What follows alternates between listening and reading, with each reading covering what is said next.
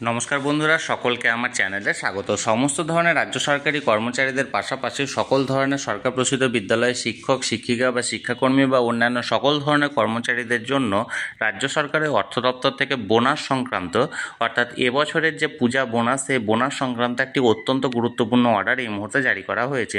কী সেই অর্ডারে কী কী বলা হয়েছে সকল কিছু আজকের ভিডিওতে বিস্তারিতভাবে আলোচনা করব। ভিডিওটি সকল কর্মচারীদের জন্য অত্যন্ত গুরুত্বপূর্ণ, তাই প্রথম থেকে শেষ পর্যন্ত অবশ্যই ধৈর্য সহকারে দেখবেন এবং ভালো লেগে থাকলে অবশ্যই একটি লাইক করবেন এবং সকলের সঙ্গে শেয়ার করবেন। আর সেই সাথে এই চ্যানেলে যদি প্রথমবার হয়ে থাকেন এই রকমের ইনফরমেটিভ ভিডিও আরও দেখার জন্য যারা এখনও পর্যন্ত চ্যানেলটিকে সাবস্ক্রাইব করেননি তারা অবশ্যই চ্যানেলটিকে সাবস্ক্রাইব করে নিতে ভুলবেন না। তাহলে চলুন আমরা বিস্তারিত জেনে নিই। এবছরের পূজা বোনাস সরকারি কর্মচারীরা পাবেন কি পাবেন না, বা পেলেও কারা কারা পাবেন বা কারা কারা পাবেন না এবং কবে নাগাদ পেতে চলেছেন, সকল কিছুই এই অর্ডার অনুযায়ী আমরা এক এক করে জেনে নেব। তাহলে চলুন সেই অর্ডারের ব্যাপারে বিস্তারিত জেনে নিই। দেখুন, এই অর্ডারটি জারি করা হয়েছে government of West Bengal finance department audit branch Nabanna থেকে। এখানে মেমোরেন্ডামে দেখুন কি বলা হয়েছে, সাবজেক্টটা grant of ad hoc bonus to the state government employees and some other categories of employees for the year 23 এবং 24, অর্থাৎ 23-24 ইয়ারের জন্য যে মানে বোনাসের যে অ্যাডহক বোনাসের যে ডিক্লারেশন, সেই ডিক্লারেশনটা এখানে জারি করা হয়েছে। দেখুন, the undersign is directed by order of the governor to say that the governor is pleased to decide that the state government employees who are not covered by any of the productivity linked bonus scheme and whose revised emolument did not exceed rupees 42,000 per month as on 31st March 2024 will be entitled to ad hoc bonus for the accounting year 23-24 at the rate of 6,000 per head। অর্থাৎ সেই সমস্ত সরকারি কর্মচারী যাদের যে monthly এমোলমেন্ট অর্থাৎ monthly যে salary সেটা 42,000 টাকা যাদের ক্রস না করেছে 31 মার্চ 2024 অনুযায়ী, তারা এবছর 6,000 টাকা বোনাস তারা পেতে চলেছে। অর্থাৎ 23-24 সেশনের জন্য তারা 6,000 টাকা বোনাসের জন্য যোগ্য।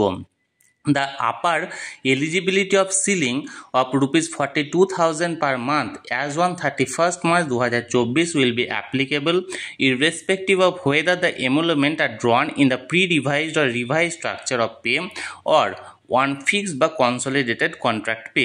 এবং এই 42,000 টাকাই হচ্ছে ম্যাক্সিমাম সিলিং, যেটা 31 মার্চ 2024 অনুযায়ী প্রযোজ্য।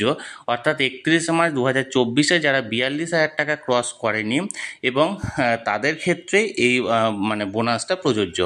দেখুন 2 number, the benefit will be admissible subject to the following term and condition. কী কী টার্ম এবং কন্ডিশনটা জারি করা হয়েছে দেখুন, ad hoc bonus admissible under this order will be worked out on the basis of emolument as admissible on 31st March 2024 for the employees drawing pay and allowances in terms of the West Bengal service rules 2019।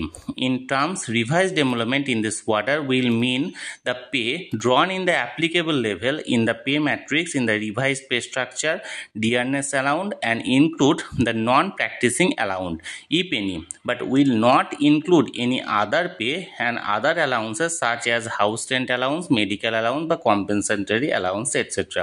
অর্থাৎ 31 March 2024 অনুযায়ী যে 42,000 টাকা এখানে calculation করা হবে সেটাতে ধরা হবে বেসিক পে, অর্থাৎ যে পেটা আপনার পাচ্ছেন বেসিক পে সেটা, তার সাথে সাথে ডিয়ারনেস অ্যালাউন্সের পরিমাণ এবং যে সমস্ত কর্মীরা নন প্র্যাকটিসিং অ্যালাউন্স অর্থাৎ এনপিএ পেয়ে থাকেন সেই এনপিএর পরিমাণটা।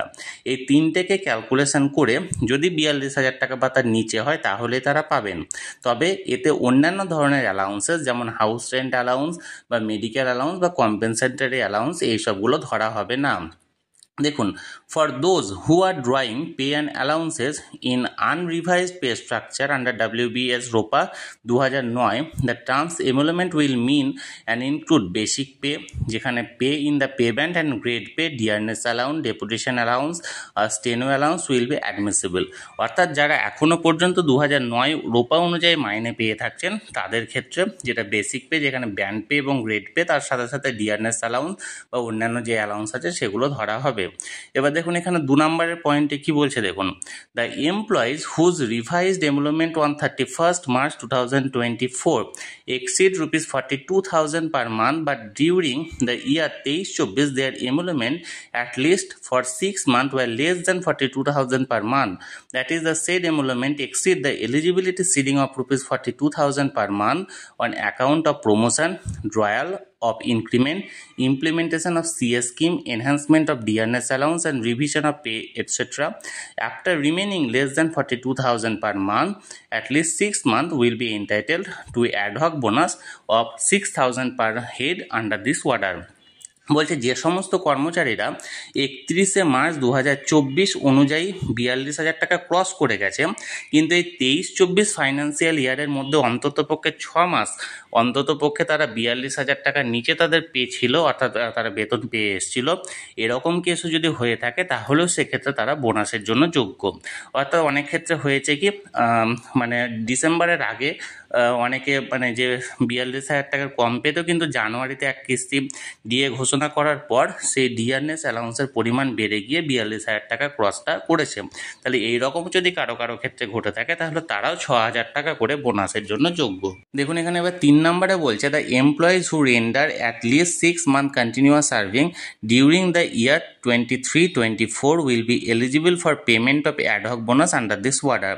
বলছে যে সমস্ত কর্মচারীরা 23-24 ফাইন্যান্সিয়াল ইয়ারে অন্তত পক্ষে 6 মাস চাকরি করে আছেন বা 6 মাস চাকরি করেছেন 31শে মার্চ 2024 মানে এই কাট অফ ডেট অনুযায়ী, তাহলে তারাও অ্যাডহক বোনাসের জন্য যোগ্য। অর্থাৎ এক কথায় বলতে গেলে 31শে মার্চ 2024 এই ডেটের আগে, এই ডেটের 6 মাস আগে অন্তত পক্ষে জয়েন করে থাকতে হবে, এবং 6 মাস যদি পূর্ণ হয়ে থাকে তাহলে তারাও সেক্ষেত্রে এখানটায় বোনাসের জন্য যোগ্য।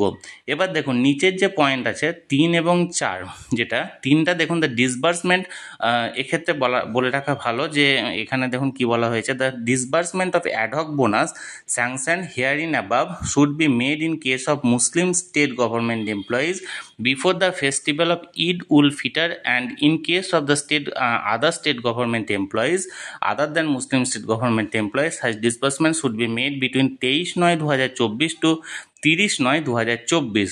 অর্থাৎ এক্ষেত্রে বলা হয়েছে যে সমস্ত মুসলিম গভর্নমেন্ট এমপ্লয়িজরা আছেন তারা ঈদ উল ফিতরের আগে তারা তাদের মানে যে বোনাসের পরিমাণ সেটা পেয়ে যাবেন, আর যে সমস্ত অন্য ধর্মাবলম্বীরা যারা আছেন তারা 23/9/2024 থেকে 30/9/2024 মধ্যে তারা তাদের বোনাসটা পেতে চলেছেন।